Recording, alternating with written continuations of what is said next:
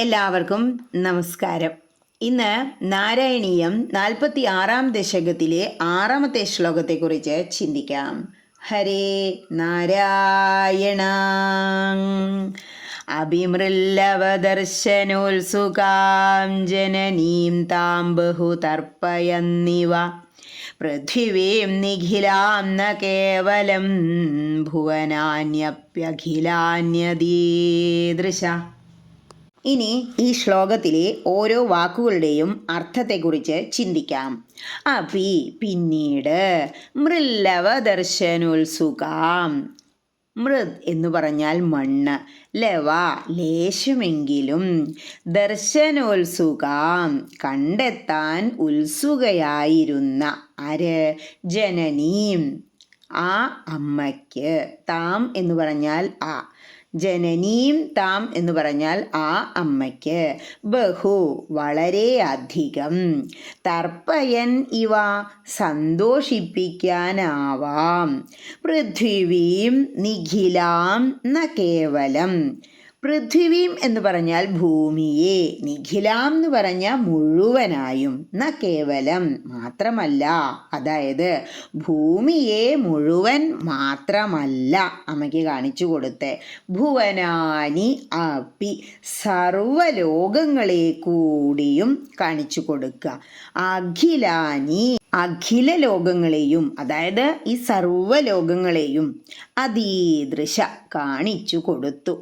ഇനി ഈ അർത്ഥങ്ങളെല്ലാം മനസ്സിൽ വച്ചുകൊണ്ട് ആ ശ്ലോകം ഒന്നുകൂടി ചൊല്ലി നോക്കണം. എന്താ പറയണേ? വായിൽ അല്പമെങ്കിലും മണ്ണ് കണ്ടെത്താൻ ഉത്സുകയായിരുന്ന മാതാവിനെ പരിപൂർണമായും സംതൃപ്തയാക്കാനായിരിക്കാം ഉണ്ണിക്കണ്ണൻ ഭൂമിയെ മാത്രമല്ല അഖില ലോകങ്ങളെ കൂടി വായിൽ പ്രദർശിപ്പിച്ചു. അതായത് ഭഗവാൻ ഇവിടെ അമ്മയായ യശോദയ്ക്ക് വിശ്വരൂപം കാണിച്ചു കൊടുക്കുകയാണ്. എവിടെയാ? തൻ്റെ വായിൽ. ഭഗവാനോട്, കണ്ണാ നീ മണ്ണ് തിന്നു എന്ന് എല്ലാവരും പറഞ്ഞുല്ലോ, വായ പൊളിക്കൂ എന്ന് യശോദാമ്മ പറയാ. അപ്പോൾ ഇതിനു മുന്നിലുള്ള ശ്ലോകത്തിൽ ഭഗവാൻ അങ്ങനെ ചിരിച്ചുകൊണ്ട് നിന്നു. പക്ഷേ വീണ്ടും വീണ്ടും നിർബന്ധിക്കുകയാണ്. കുറച്ച് സ്വരം മാറ്റി പറഞ്ഞു എന്ന് കണ്ടപ്പോൾ ഭഗവാന്റെ മുഖത്ത് ആ ചിരിയൊക്കെ മാഞ്ഞു. ഈ ശ്ലോകം എത്തുമ്പോഴേക്കും അമ്മയ്ക്ക് അങ്ങനെ കാണണമെന്നുണ്ടോ എങ്കിൽ ഞാൻ കാണിച്ചു തരാം എന്ന ഭാവത്തിൽ ആ വായങ്ങോട്ട് തുറന്നു. വാ തുറന്ന് കണ്ടപ്പോൾ ഒരു നോട്ടം നോക്കി, അപ്പോൾ കണ്ണടച്ചു പോയി ഇത്രേ. അയ്യോ എന്താ ഇപ്പം ഈ കാണുന്നേ കരുതിയിട്ട് വീണ്ടും നോക്കിയപ്പോഴാണ് ഈ 14 ലോകങ്ങളും, അതായത് ഇവിടെ എന്താ പറയുന്നത്, അഖില ലോകങ്ങളെയും കണ്ടു.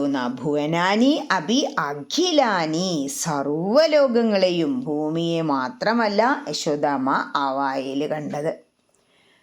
ഇവിടെ നിന്നും നമ്മൾ മനസ്സിലാക്കേണ്ട മറ്റൊരു കാര്യം, നമ്മളുടെ ഈ ശരീരം, ഇപ്പോൾ കുട്ടികൾ ഒന്ന് അങ്ങോട്ട് പുറത്തേക്ക് ഇറങ്ങുമ്പോഴേക്കും അയ്യോ മണ്ണ് ചവിട്ടല്ലേ, വെയിൽ കൊള്ളല്ലേ എന്ന് പറയുന്ന ഒരു കുടുംബം നമുക്കുണ്ടായിരുന്നു. അങ്ങനെ ഒരു തലമുറ നമുക്ക് മുമ്പ് ജീവിച്ചിരുന്നു.